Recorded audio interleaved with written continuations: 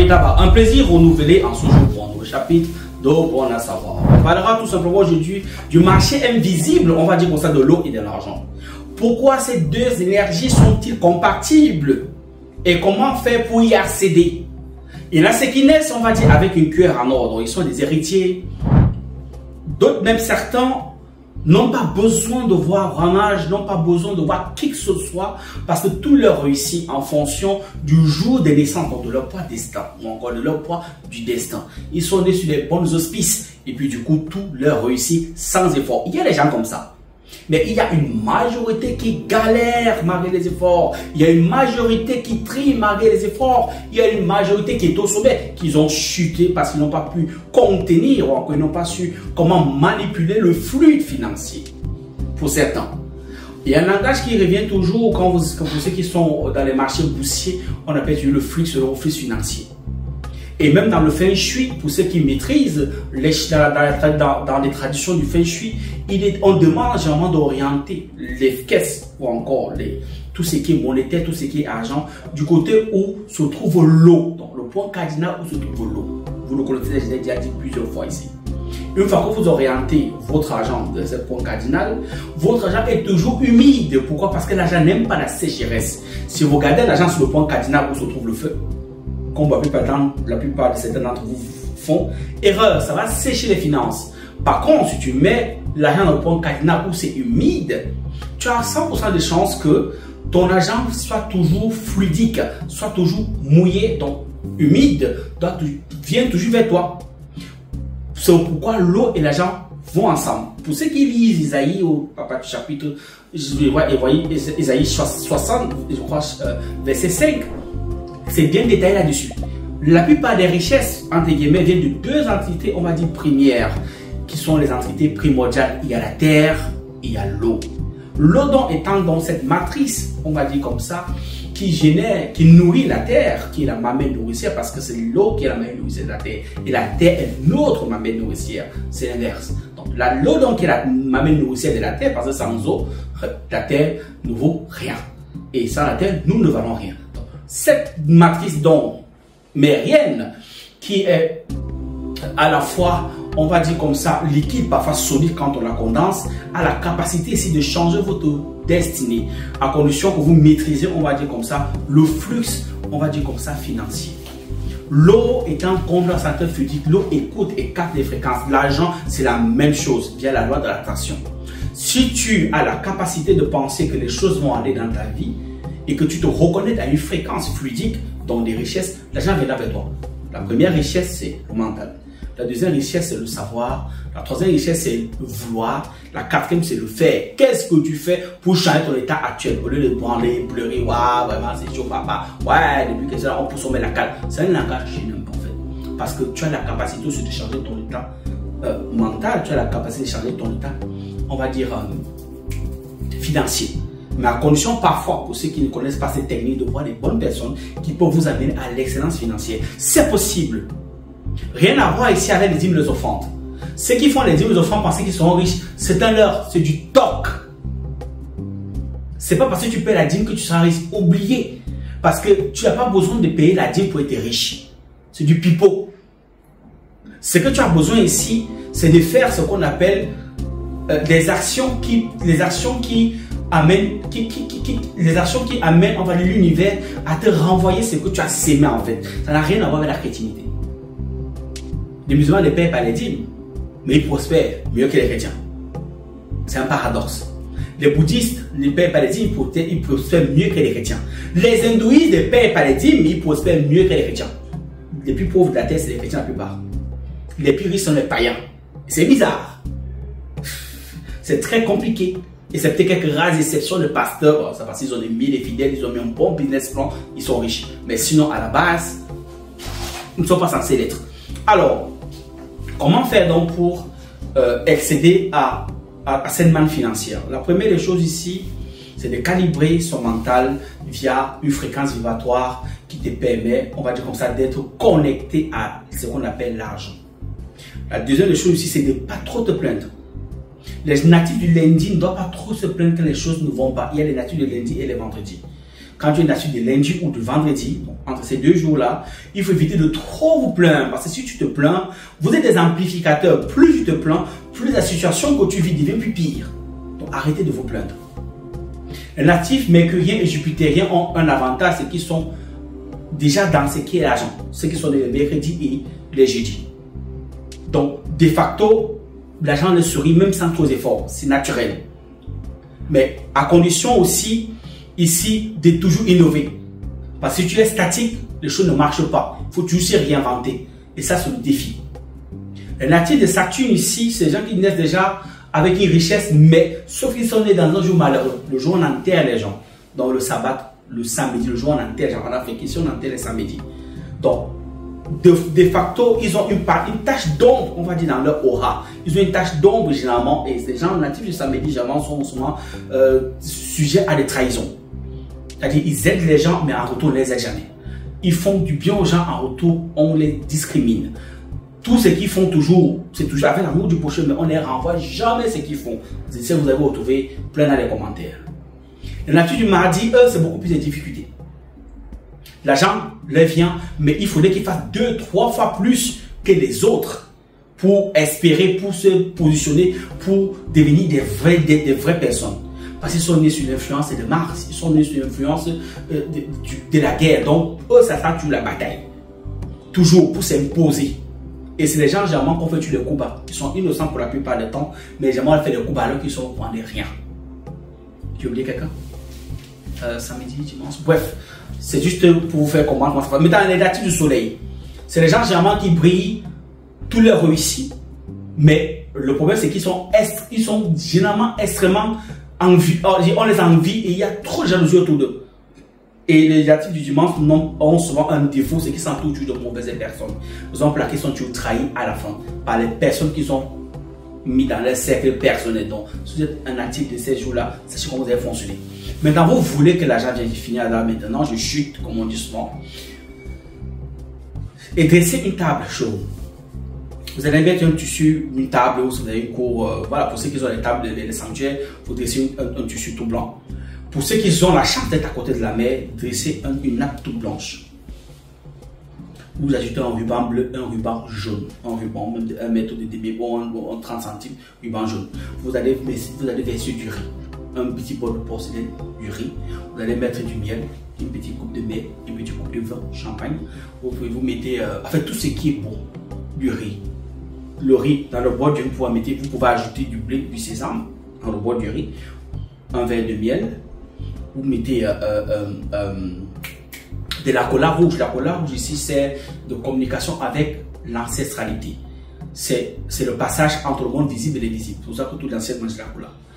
Le vin symbolise ici l'aristocratie. Une bonne bouteille de champagne, il faut investir quand vous voulez avoir les vraies choses.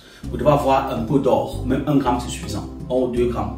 Maintenant, les grammes se font généralement en paire ou en paire en fonction du sexe. Homme, 3, 4 ou 5 grammes ou 7 grammes. Pas 9 grammes. La femme, c'est 2 ou 4 ou 6 grammes. Vous mettez dans un petit tissu là. Vous devez avoir une bougie rose, une bougie dorée et une bougie verte. Bougie dorée, si vous représente sur le plan subtil, ça appelle la richesse. La bougie verte, ça va appeler l'abondance. La bougie blanche va appeler la lumière dans votre vie. Vous allumez sans aiguillement. La blanche, la verte et la dorée. C'est très important. Une fois que vous avez allumé, vous allumez l'encens au limon ou l'enfant Paolo Santo, ou encore la myrrhe si vous voulez. Une fois que la fumée monte, vous faites maintenant vos vœux personnels. Ça se fait généralement au bord de la plage ou au bord d'une rivière. Vous pouvez ajouter pour certains même le poulet. Un poulet que vous avez préparé bien. Vous n'ajoutez pas la sauce élément. Vous faites juste frire le poulet, vous déposez. Vous pouvez mettre des fruits, vous déposez. Vous demandez donc maintenant au gardien de la dimension des eaux là. Vous lisez d'abord le livre d'Ésaïe 60, verset 5. Vous lisez ça 3 fois dessus. Ensuite, vous demandez à l'ange qui garde le sceau des eaux d'entendre votre parole. Et vous dites ici que j'ordonne, tu obéis parce que vous êtes un être divin et vous devez manifester votre divinité. Vous devez revendiquer, on va dire comme ça, votre droit. Votre droit, c'est pas le droit d'aînesse. Vous devez revendiquer ici votre droit divin. Pas ton droit divin, tu donnes ton nom. Pour ceux qui sont initiés, vous connaissez vos noms initiatiques. pour l'initier, tu dis, par mon nom divin de tant. Là, parce que quand tu inities, l'esprit t'identifie. Une fois que tu donnes ton nom divin, l'esprit a compris parce que tu as le nom divin va avoir un code. Les initiés savent ça. Donc quand tu inities, tu as ton nom divin, tu as ton code. Donc quand tu donnes ton nom divin et ton code, il vérifie les matricules, comprend ce que tu dis, c'est vrai. Et à partir de là, les portes s'ouvrent. Ceux qui sont censés venir prendre les offrandes et tu appliques ici la loi la plus absolue de l'univers, de donner aux sauveurs. Comme tu leur as donné, dans les règles, ils te donneront parce que chaque chose que tu as mis là est symbolique. Le riz et le blé est symbolique. C'est l'abondance, c'est la multiplicité. Le fruit ici, c'est tout ce qui est bon. Le bien, c'est pour appeler les bonnes grâces que les gens viennent tu mets dans des différentes activités. Le champagne ici, c'est l'aristocratie. L'or ici, c'est la royauté. Chaque chose a sa place. Je ne peux pas vous dire plus. Ça, c'est un degré. Il y a encore plus pire que ça. M'arrête là. Donc, vous le faites. Les jours favorables, c'est un vendredi ou un jeudi. Vous le faites. Succès total. Vous pouvez encore le faire le mois prochain. Vous le faites comme ça. Il est préférable de le faire toujours en nouvelle lune ou en pleine lune. Vous allez voir les choses vont changer. Et quand vous finissez, vous dites ça va, vous tournez votre dos. Vous ne regardez pas le derrière. C'est très important. Les choses vont changer radicalement. Amétabao, c'est un plaisir d'avoir partagé ceci avec vous. Ah, un détail. Est-ce que toi, tu me regardes là? D'abord, like la vidéo. Like, s'il vous plaît. Like. Quand tu peux regarder une vidéo, tu like. Bon, vous êtes un like. Merci. Savon de 12 étoiles actif au fil rouge. Est-ce que tu as ton savon? Est-ce que tu as ça? Tu veux avoir des recettes comme ça, mais voir les choses qui te permettent d'abord d'être pur. Quand vous voulez faire des vraies choses, lavez votre corps, votre aura, lavez votre esprit, lavez-vous. À l'intérieur ici, il y a tous les éléments qui amènent à ce que ton corps soit propre. Vous avez vu les commentaires ici qui ont défrayé la chronique quand nous avons sorti le premier né qui était What Eagle Power Kingdom. Succès planétaire, je vais dire comme ça, parce qu'on nous appelait des Jakarta, des Singapour, des New Delhi, des Camerounais sont partout, les Africains sont partout. Ils ont commandé des savons, des résultats 100% garantis. Voilà donc quelque chose qui est encore 7 fois plus puissant. Ceci, savon de 12 étoiles actif au fil rouge. Tu veux activer tes 12 étoiles. Tu vas activer l'étoile de la prospérité, tu vas activer l'étoile de la gloire, tu vas activer l'étoile du mariage, tu vas activer l'étoile du travail, tu vas activer l'étoile de la promotion, tu vas activer l'étoile, on va dire comme ça, du succès, tu vas activer l'étoile, on va dire de la reconnaissance, l'étoile du charisme, l'étoile de la domination. Tu vas activer des 12 étoiles qui correspondent aux 12 sphères zodiacales, ou aux 12 sphères zodiacales, ou aux 12 constellations. Lave-toi avec ça, parce que les intrants qui sont déjà ici réactivent toutes ces étoiles. C'est savon, c'est à tout. Lave-toi avec. Vous avez le sel ici, à votre disposition que vous pouvez utiliser. Il y a l'encens de libération totale. Après ça, tu peux utiliser l'encens pour te libérer. Pour ceux qui n'ont pas le moyen, tu utilises ça. Tu te libères, tu purifies ta maison. Apprenez, n'attendez pas soit les pauvres pour venir vers nous. Comme on entretient les véhicules là, comme on entretient le ventre quand on est malade, on va à l'hôpital. C'est la même chose qu'on entretient son corps, son âme et son esprit. Puisqu'on est des véhicules énergétiques. Tout ce qui est énergie s'entretient. Les centrales nucléaires s'entretiennent. Les voitures s'entretiennent. Les lampes, même la clim. Quand tu mets un certain temps, tu ne fonctionnes plus. La clim ne donne plus. Par exemple, là qu'on appelle parfois les techniciens pour venir avec le cachet nettoyer et puis tout le reste. Et puis ça redonne l'air frais. C'est la même chose. Comment tu peux subir autant d'ignominie? Tu peux subir autant d'injustice? Tu es là. Tu attends. Mais si quelque chose ne marche pas, change de méthode. Depuis que tu pries, ça servit à quoi? Je ne dis pas que la prière ne marche pas. La prière fonctionne certainement quand tu connais les rouages. Mais toi, tu ne connais pas les rouages de la prière. Tu ne connais même pas comment faire des invocations. Tu ne connais même pas quelle on fait des incantations. Tu ne connais même pas quelle on prie. Et comment est-ce qu'on dresse une prière. Mais Dieu a donné la connaissance à des êtres humains de t'aider. Il y a des produits qui sont à ta disposition qui sont 3 fois rien. Tu as le savon Power Kingdom qui coûte 30 000 francs. Tu as le miel qui coûte 10 000 francs. Tu as l'encens qui coûte 15 000 francs. Tu as le sel qui coûte 10 000 francs. Tu as même le parfum même d'appel. Tu es là dans ton salon, tu es dans ton petit micro-entreprise et les choses ne marchent pas. Tu es là, tu attends. Comme tu peux voir certains qui m'appellent là, non, je me disais que vraiment ça allait passer. Ça ne va pas passer. Il faut appeler, tu prends ta commande.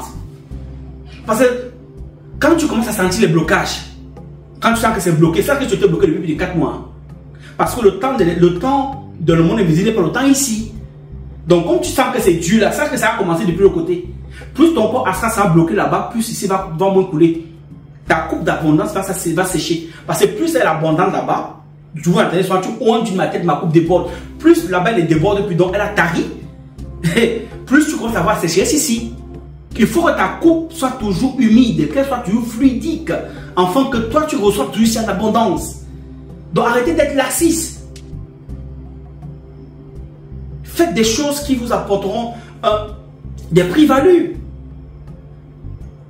Moi j'ai l'optique. Quand on utilise des produits, il faut qu'on ait pour son raison pour laquelle, quand on travaille ici avec mon équipe, on met corps et âme. Vous attendez souvent, comme le savon est vibré, je crois 632 Hz. Je ne vais pas vous donner mes secrets. Comment il fait pour avoir une telle vibration? Tester, approuver. Et quand les gens se lavent, ils sentent qu'il y a quelque chose ils sentent. Le savon peut avoir qu'une donc des femmes, quand au début les messieurs et les hommes, les femmes, White Eagle, quand on mettait sur la tête pour faire les prières, vous croyez que c'est comment? Je connais ce qu'on a à l'intérieur, je connais la talismanie pratique, je connais comment on manipule les énergies. À quelle fréquence vibre un savon, à quelle fréquence. C'est pour ça qu'il n'y a pas mon deux pour le moment. Les autres sont en train de travailler, certainement, mais à l'heure actuelle, de boss. Ah oui, de boss. C'est comme ça. Il n'y a pas, c'est pas un débat, c'est que c'est comme ça. Il n'y a pas. Donc, faites des efforts ici pour changer votre état d'être en fait. C'est tout pour aujourd'hui. Passez vos commandes. Le site est déjà disponible, vous le voyez sur la barre, il y a ça sur la barre de notification, ça passe sur votre écran. Ami Tabarou, c'était un plaisir d'avoir participé à vous. C'était au moins le plus 237, c'est l'Afrique qui gagne. Aigle, c'est tout le pal.